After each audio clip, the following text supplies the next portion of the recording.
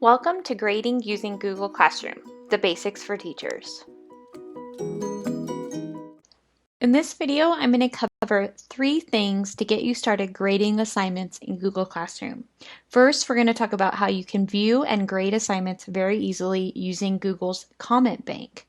The next thing we're going to talk about is Google Forms and how you can use those to actually auto-grade multiple choice or fill-in-the-blank assessments. So let's get started. The first thing that you need to do is just open your Google Classroom and then go to your classwork tab. Now, to grade things, you should obviously have made sure that you've assigned some things. And so the best way, in my opinion, to access things that need to be graded is to go to each individual assignment. So the first thing I assigned were just a week's worth of math assignments. And so it looks like one of my students, it's still assigned. It doesn't look like they have turned it in, but I can still go view their work. And so I've actually already gone in and messed around and added some comments. And so this is kind of your grading platform. This is where you're going to start grading things. All of your students' assignments will be shown here. Each student will get their own little gray box. It'll show you their attachments, and it will sort students based on if they've turned in assignments or if it's been graded already. So you can see that just from this one screen. To grade students' assignments, you simply click on their attachments. And one thing that I absolutely love about Google is they have put all attachments for each individual student in one place. And then to easily swap between students, you can click on this arrow. If you have more than one student, they will all show up here. And you can very easily use this drop-down menu to go from student to student. You can also use these arrows to preview the next student or the previous student's work. Now, for each individual assignment, you can go view them. You can provide private comments down here where you can type anything you want to say.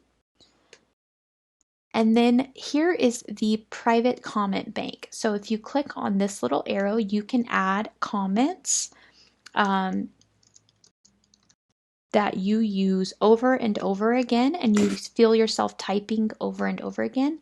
Then you can actually copy it to your clipboard, go in and paste it into the private comments and post it.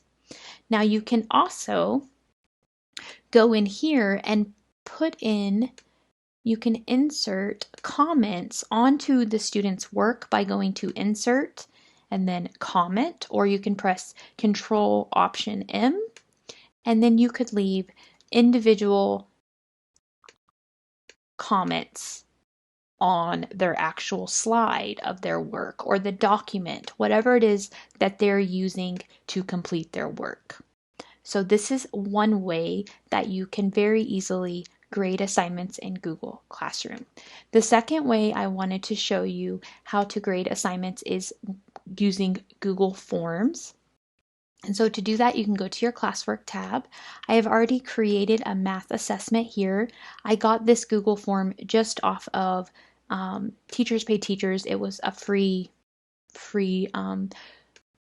form, but this is what it looks like. I had already completed it, but I just selected random answers, and then it will actually give your students their score, and then that score, when your students complete the quiz, will auto-populate here once the student completes their Google form on their page. So let me show you what that looks like. So this is what the student view of the classwork of Google Classroom looks like. So they go to their classwork and they would click here on Math Assessment, and they can click View Assignment. And when they click View Assignment, they can add or create or add. So for example, say your student did all of their work for the math problems on a scratch piece of paper. Well, they could go here and they could add a picture of their work as a file. And then once they have finished this quiz, they'll click on the quiz to complete it. They'll put their name, answer all the questions, and then once they're done, they can mark it as done. And then on the teacher side, it will now show that the student has turned in or completed this assignment and you're waiting on a grade. Now, if I had actually answered the questions as the student, it would auto-populate that grade for me as the teacher. So I wouldn't have to do anything except maybe go audit the technology and make sure that none of the fill in the blank questions were answered correctly, but the computer counted them wrong. So those are the two ways that I recommend using Google Classroom to grade things a lot more easily and to save yourself a lot more time. Now, there's also another really cool feature about Google Classroom that I talked about earlier, and that is if you go to your 3 lines over here and you go to your to-do list.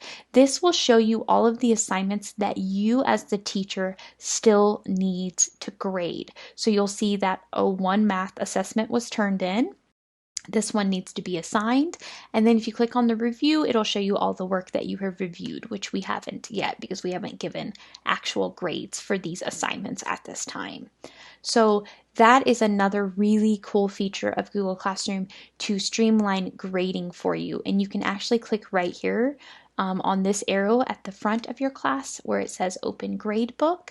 And now that we have grades, we can actually look at our grade book, and this will show us each assignment that we have created, and then each of our students will be listed here and their grades will also be listed here. So that is kind of a rundown of how grading can work using Google Classroom. Again, if you have questions, please feel free to email me, and thank you so much for watching.